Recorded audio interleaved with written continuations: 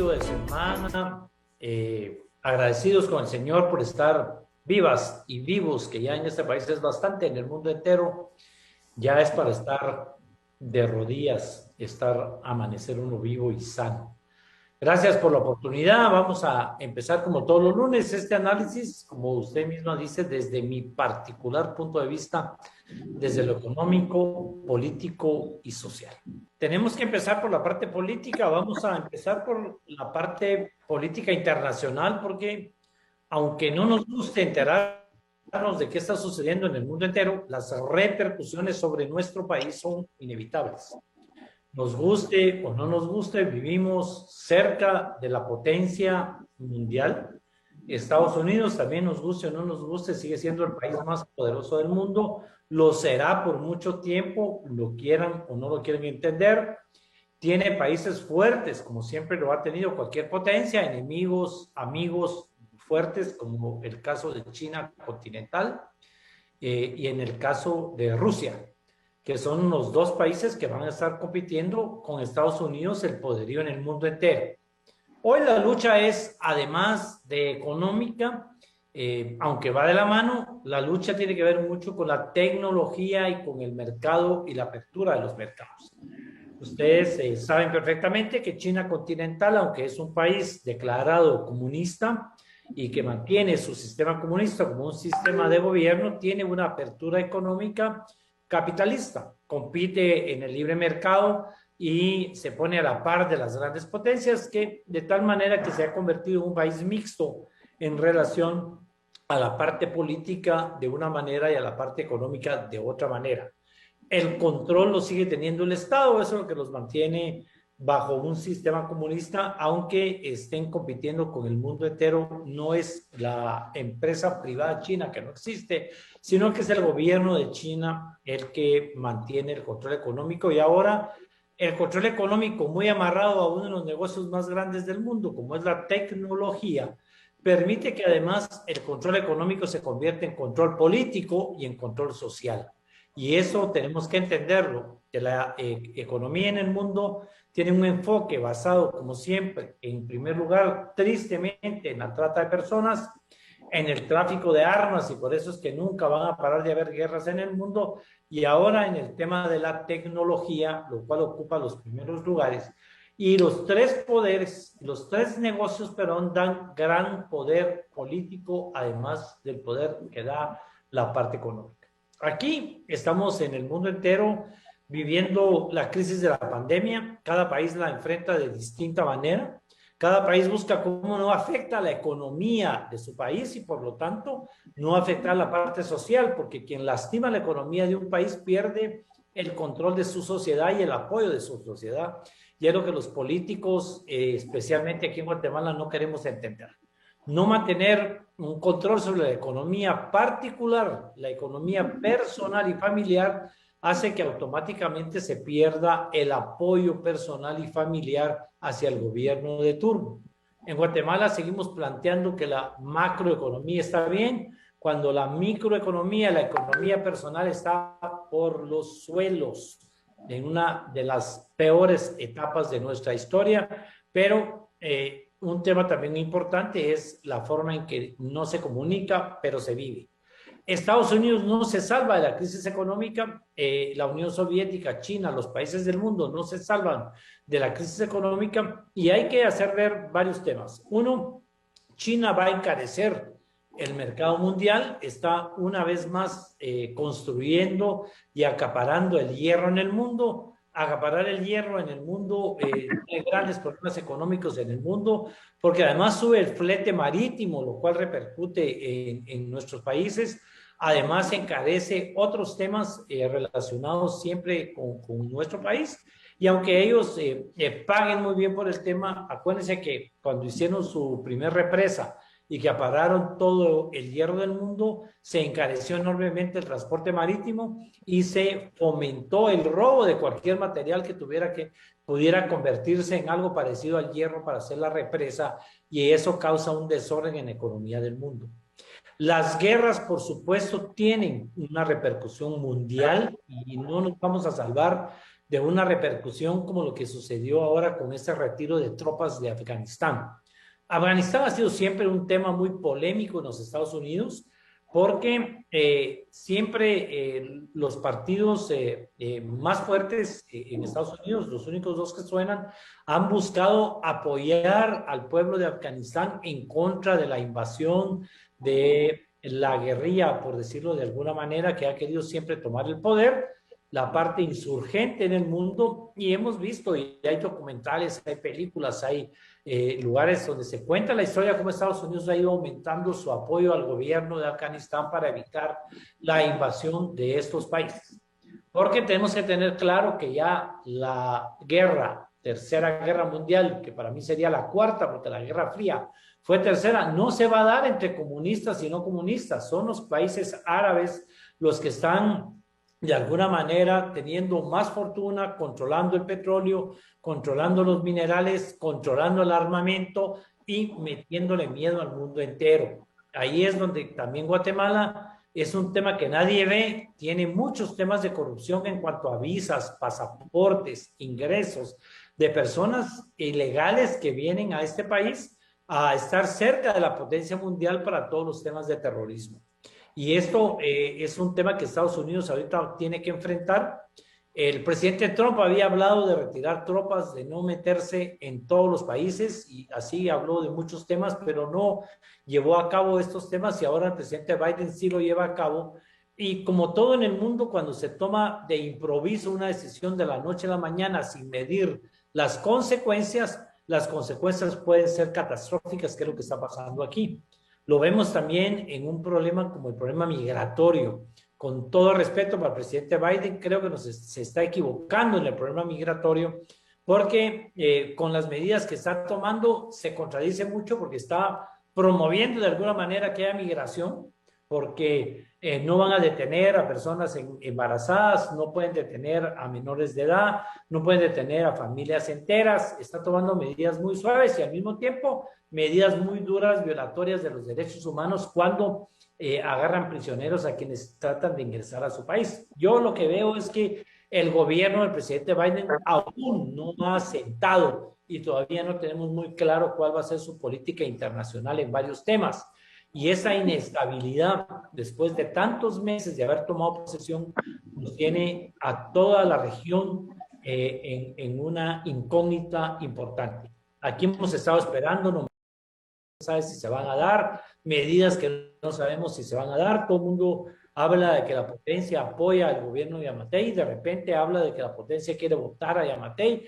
Eso es parte de la inconsistencia del gobierno a raíz de que todavía no logra colocar a todas las personas en los distintos cargos. Y eso deja al gobierno de Guatemala aislado, tomando medidas aisladas del mundo entero. Porque lo que el gobierno de Guatemala está haciendo es tomando medidas totalmente aisladas de las medidas que han tomado otros países en el mundo. Y eso no tenemos que hacerlo muy largo, queridos teleescuchas y televidentes, porque de alguna manera aquí el tema está muy claro. No se manejó la pandemia de manera profesional, eso ya no lo vamos a hacer largo, es evidente el tema.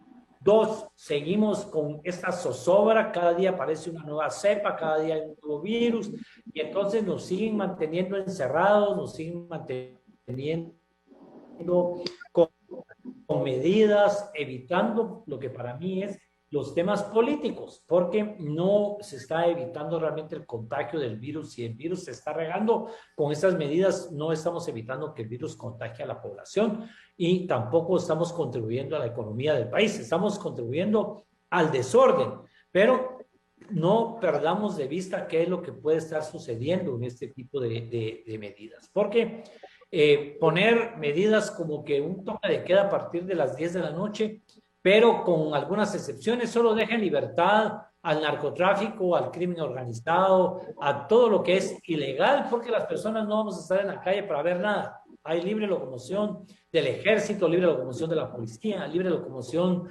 de lo que es el contrabando, el narcotráfico, la trata de personas, los coyotes, que ya se ha comprobado la complicidad que hay entre funcionarios públicos y este tipo de negocios ilegales.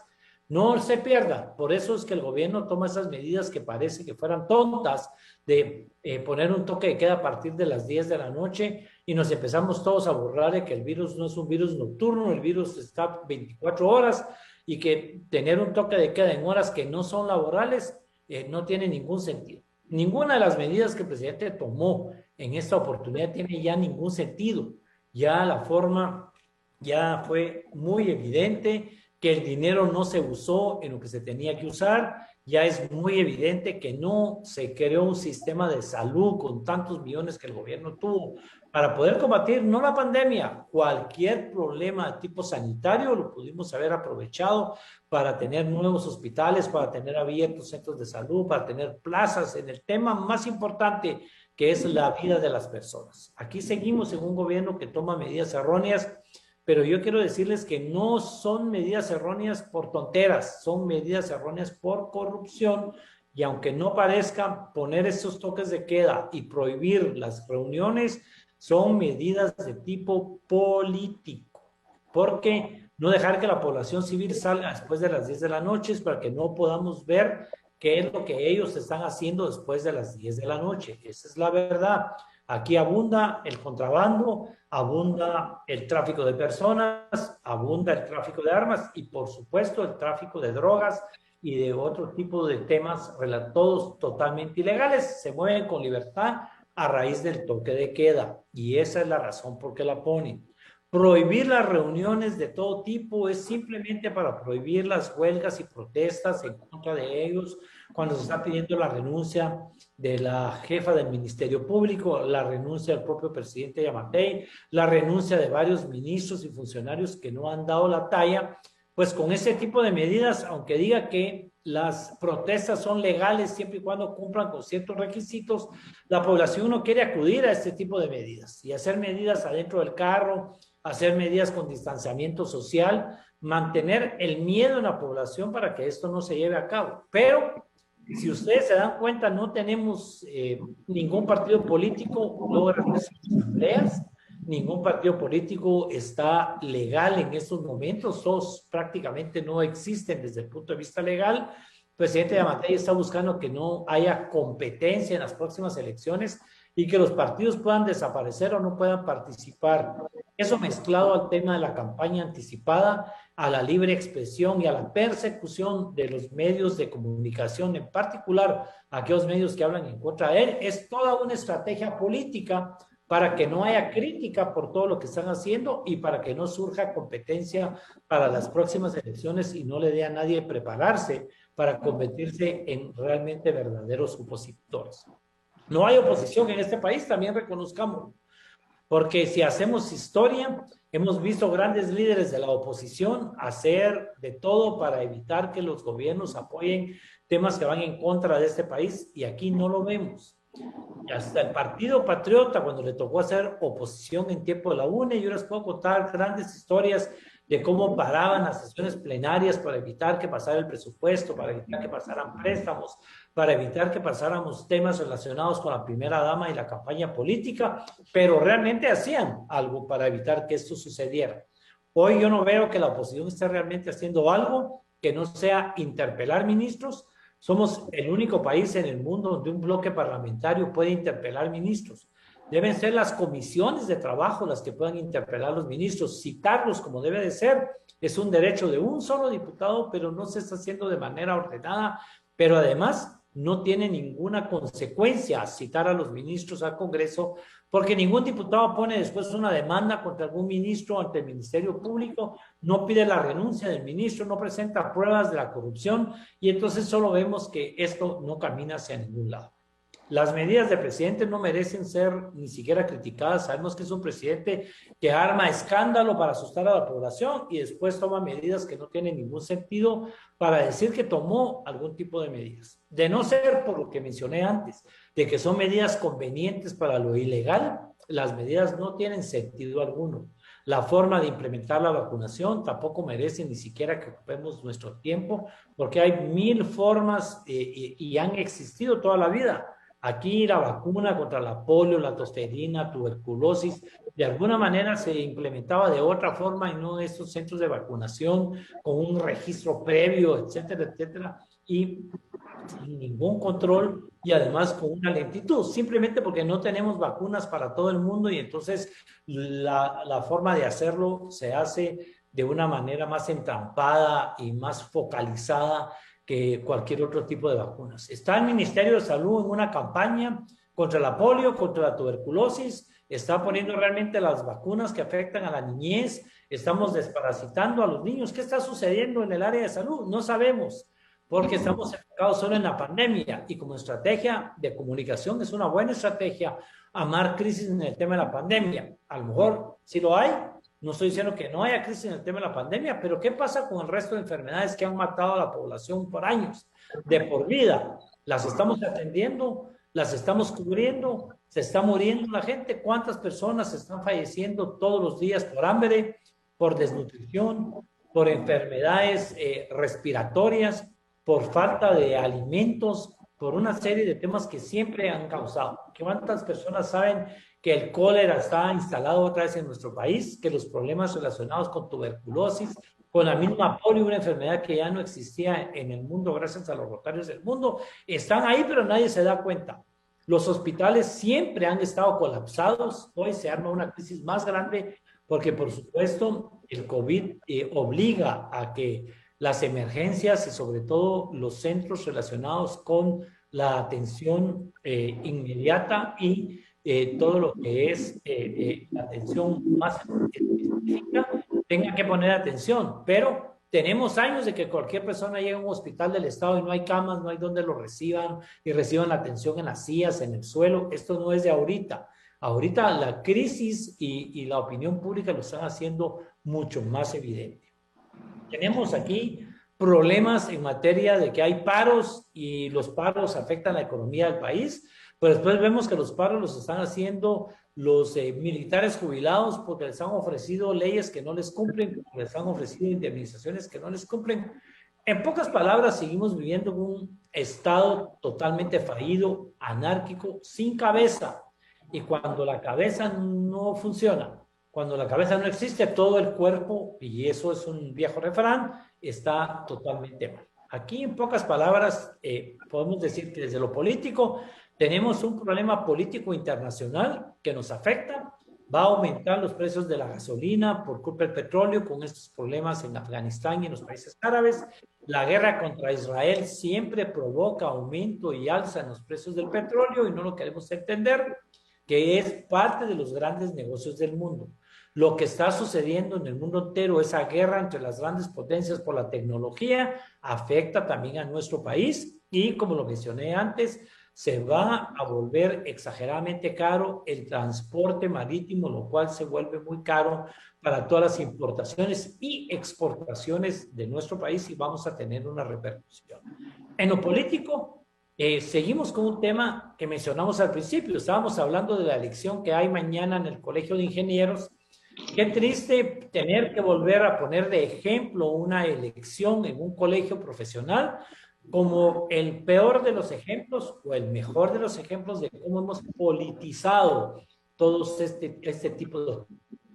Los colegios profesionales se han convertido peor que partidos políticos, donde para ser candidato a cualquier tema se necesita más dinero que para ser candidato a diputado o a presidente, se necesita tener padrinos, se necesita tener una campaña armada, y vemos cómo funcionarios públicos, que es lo que está sucediendo en el Colegio de Ingenieros el día de mañana, personas que han sido funcionarios públicos, conocidos, cuestionados, son candidatos apadrinados para ocupar estos cargos de elección y con mayores posibilidades de ganar, porque como mencioné antes, los colegios profesionales se manejan igual que un partido político. Hay manipulación de financistas, hay manipulación de padrinos, hay manipulación de quienes están interesados en quienes lleguen a representarlos a los diferentes lugares donde la Constitución Política de la República los ha asignado. De tal manera de que esta politización del tema de justicia, esta politización de los colegios profesionales, esta politización de la academia, es un tema que nunca va a acabar si no tomamos medidas serias.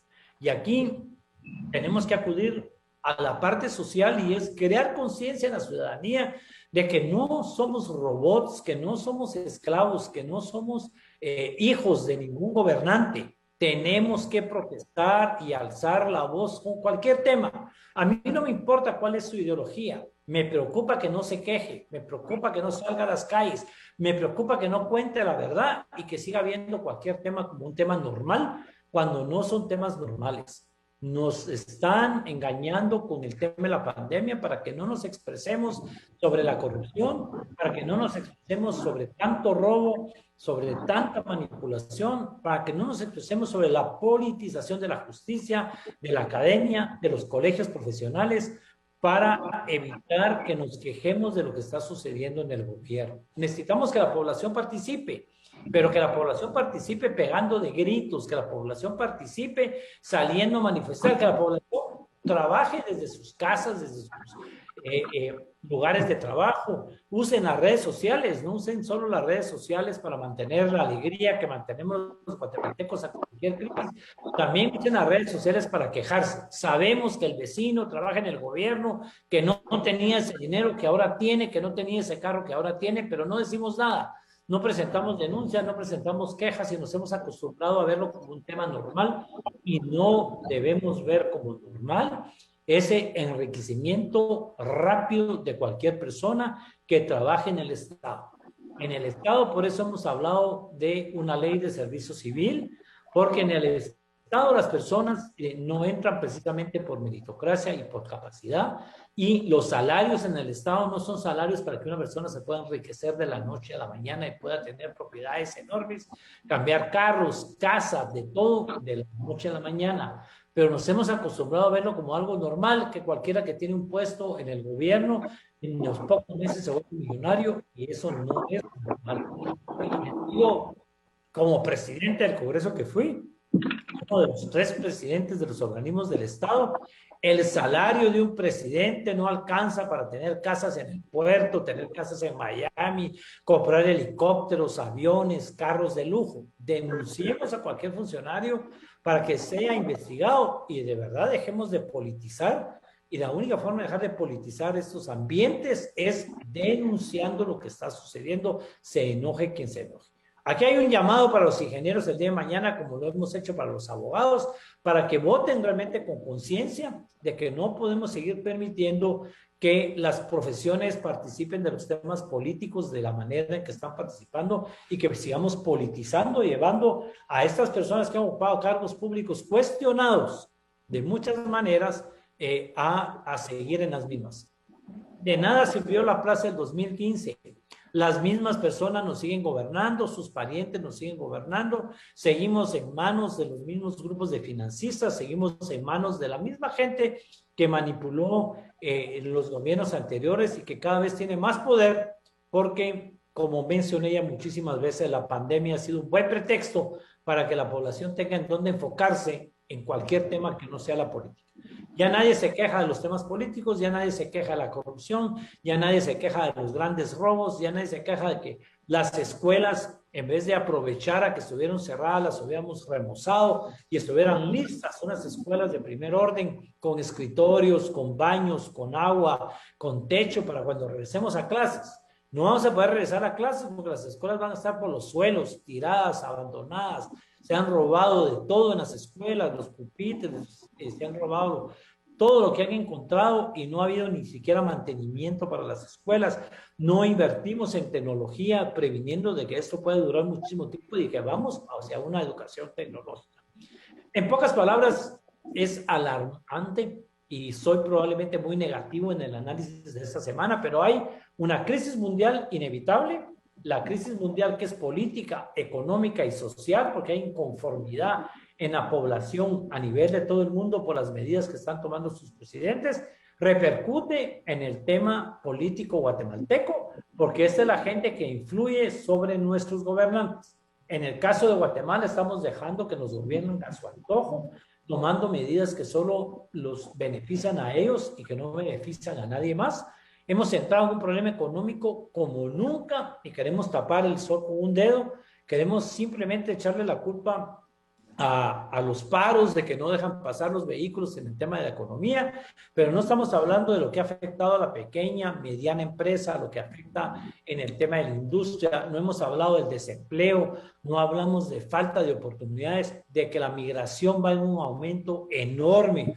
Tenemos todavía el descaro de decir que las remesas han aumentado, aumentan porque la gente se sigue yendo y la gente se sigue yendo porque aquí no hay empleo, no hay oportunidades de trabajo, no hay nada que incentive a quedarse en ese país. No importa la clase social, desde el más alto, con más dinero, hasta el más pobre, todos se quieren ir de Guatemala y eso da tristeza ver a un país donde la gente no quiera quedarse.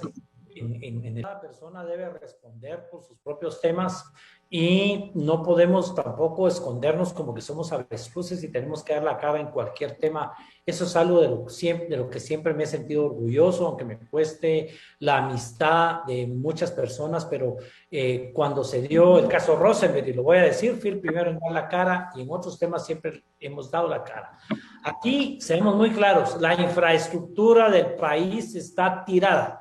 Toda la infraestructura del país está tirada y no podemos seguir eligiendo a las mismas personas responsables de que la infraestructura esté tirada. Es ya evidente y con pruebas en la mano de que la infraestructura es donde se maneja la peor corrupción del país y ahí está el Libramiento, ahí están los derrumbes, las carreteras sin construir, ahí están los grandes proyectos que desde el gobierno del general Lucas se trazaron y no se hacen. Y nos oponemos realmente a que se hagan otro tipo de proyectos porque el Estado quiere seguir teniendo el control porque ahí es donde se manejan, y yo lo he dicho públicamente, hasta las comisiones a los políticos se manejan a través de obras. Pongámosle ojo a este tema. Se encontraron millones en Antigua Guatemala y no hay todavía ningún responsable de a quién pertenecen esos millones, que se sabe que eran de un ministro de comunicaciones y que está colaborando. De manera que en el tema de la infraestructura pudimos haber hecho hospitales, escuelas, las carreteras, medios de comunicación, muchísimo donde construir para hacer lo que deberíamos de ser, un país hermoso, turístico, fácil de llegar a todas partes y no lo que estamos proyectando al mundo.